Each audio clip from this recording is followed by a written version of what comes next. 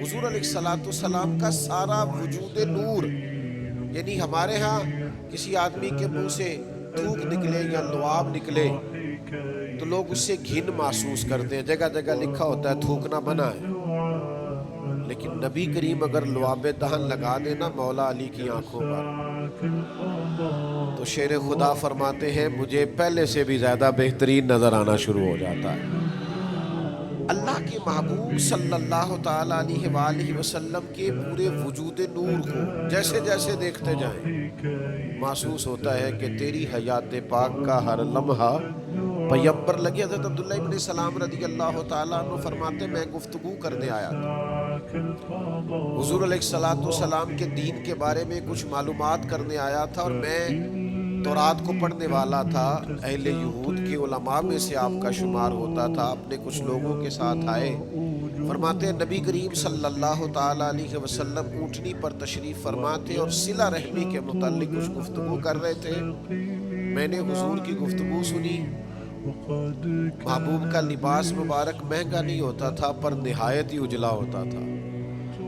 نہایت سادہ ہوتا تھا، نہایت باکمال ہوتا تھا۔ فرماتے میں نے اونٹ پر بیٹھے ہوئے محبوب کے لباس کا،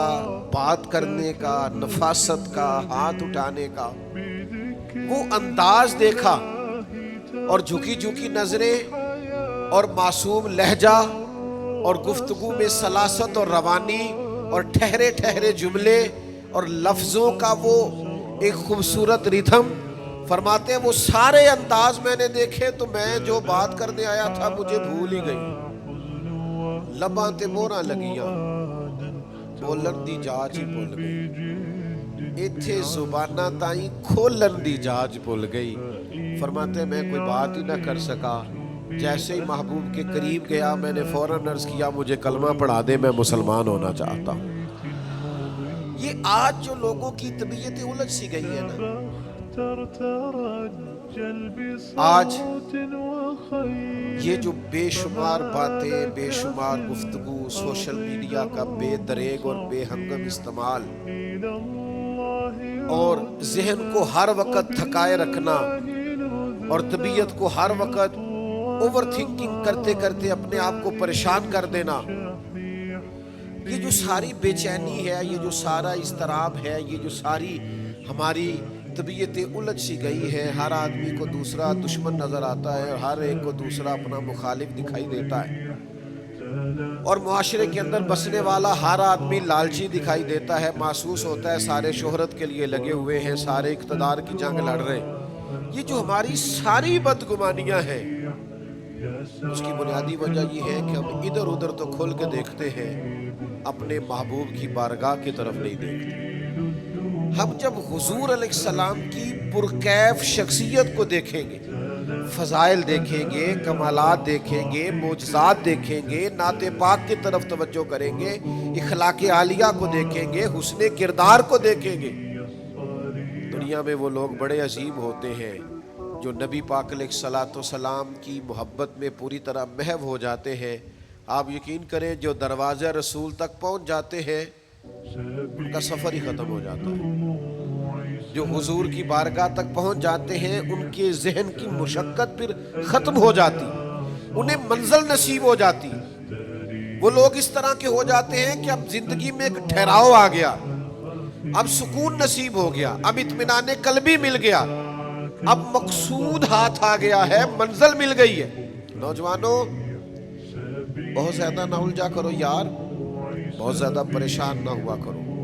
جب دل بڑا گھبرا جائے نا تو اپنے نبی پاک کی سیرت کو پڑھا کرو، حضور کے احوال شریفہ کا مطالعہ کیا کرو، ان کے حسن کی بات دیکھا کرو،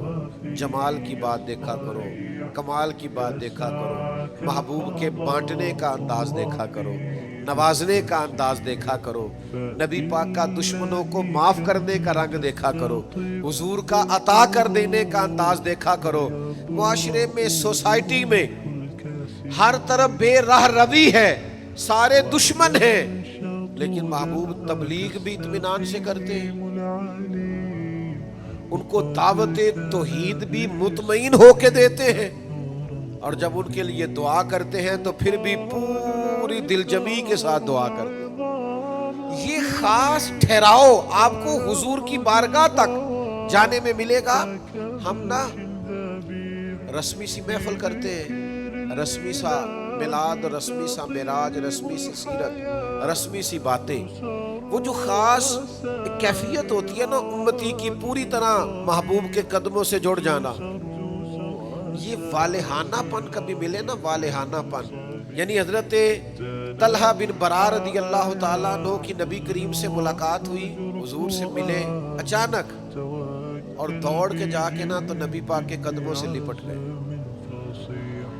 اور پھر لپٹے ہیں اور والہانہ انداز ہے اور وارفتگی دکھا رہے ہیں اور عشق کا مظاہرہ کر رہے ہیں،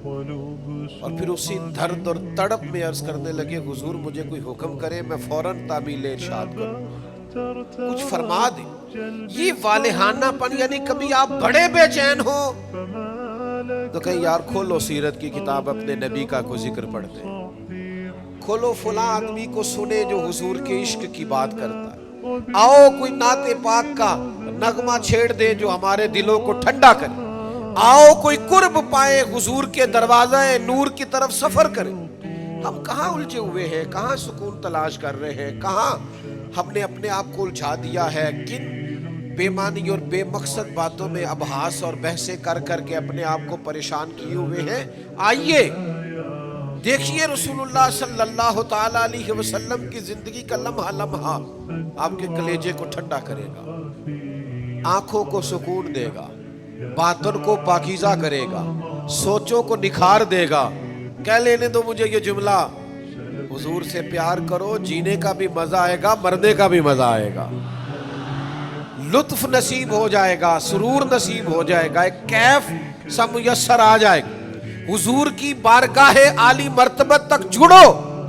نبی پاک علیہ السلام کے اخلاق عالیہ کو اپناؤ، کردار کو سمجھو، حسن تکلم کو سمجھو، نبی پاک علیہ السلام کی باتوں پر غور کرو۔ یقین کرو